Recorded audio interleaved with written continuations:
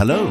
Today I'm going to tell you everything about the art of wood burning, also known as pyrogravure. It's a hobby that can be both fun and relaxing. Let's get started. So, what is pyrogravure?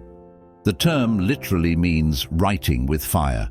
It involves creating designs or inscriptions on wooden surfaces by burning. Its history dates back to ancient times. Today, it is a popular art form for both professionals and hobbyists. What materials do you need for this art? Here are the basic tools. A wood-burning pen. You can achieve different effects by using various tips. A suitable wooden board. Poplar or birch wood is usually preferred. Sandpaper, necessary to make the wood surface smooth. And finally, carbon paper and a pencil to transfer your designs onto the wood.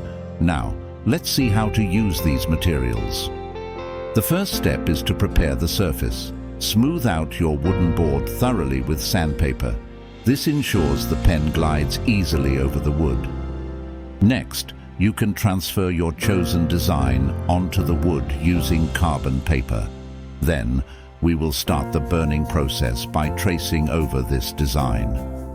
Now we've reached the fun part. Start burning the design with the wood-burning pen.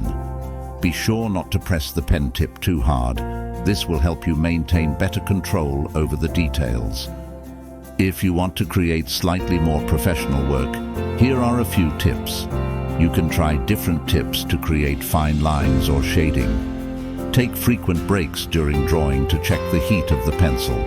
Don't be afraid to make mistakes. It's a part of learning. You can protect your finished piece by applying varnish. This not only makes the wood durable, but also enhances the shine of your designs. Today, I've guided you through the fundamentals of wood burning. I hope this video inspires you to try this art form. Don't forget to share your thoughts and questions in the comments. See you in the next video. What would you like to see in the next video?